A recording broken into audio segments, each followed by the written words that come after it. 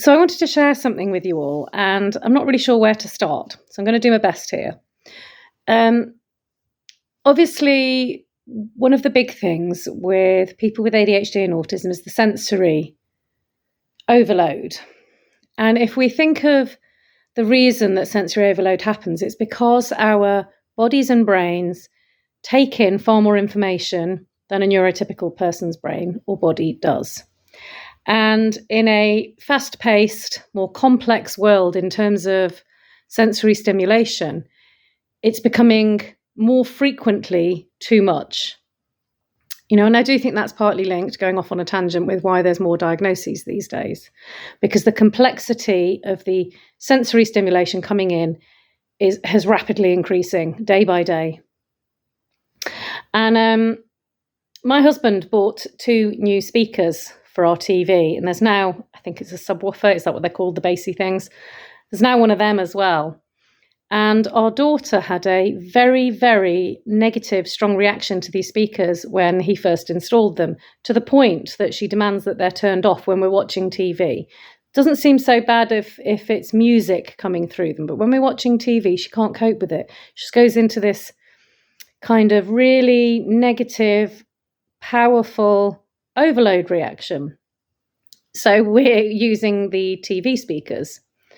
And I've just been doing some Pilates, which I need to get back to because I don't have much time, so I'm going to make this quick. I was doing some Pilates, and because I find Pilates boring, I was watching the TV at the same time. And I noticed that I kept hearing sounds. I heard a bang as if there was a door shutting in the house, and I know I'm on my own in the house. And I was getting a bit confused, and I suddenly realised that the door shutting was actually a car door shutting on the TV.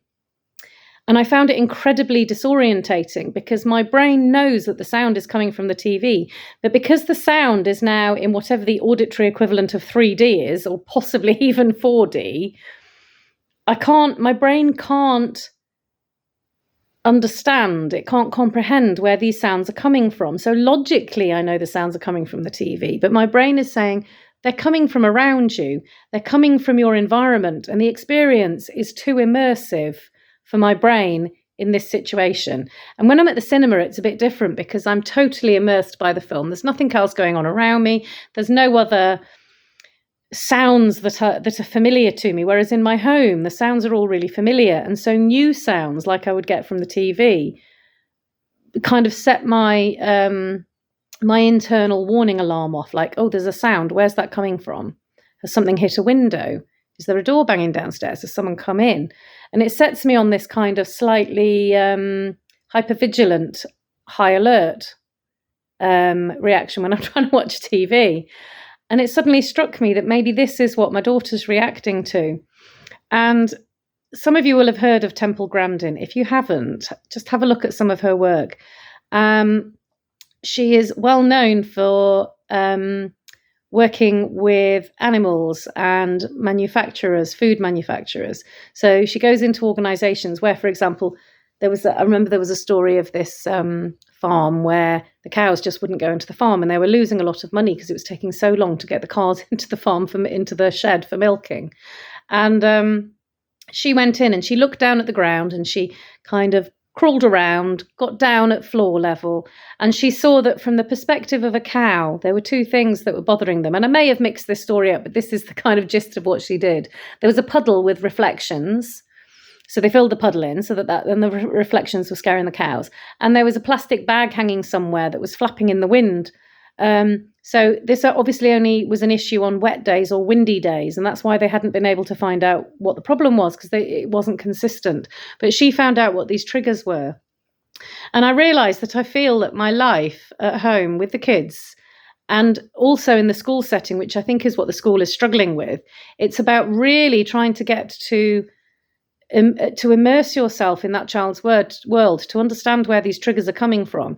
Because my reaction as an adult with a very highly developed rational brain still found the experience of these speakers disconcerting and disorientating. And I can imagine that to a young child, it could be very disconcerting and make you feel very uncomfortable. And we could not figure out what the issue was, but it's suddenly hit me.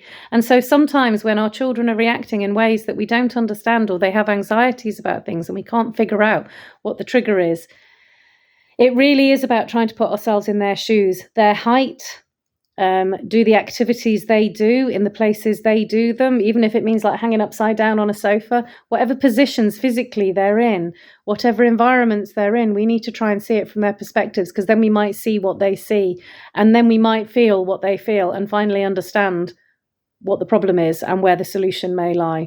So I wanted to share that with you. I hope it is of some interest. It's just a little anecdotal thing that really struck me very powerfully because of my reaction to these speakers for the first time.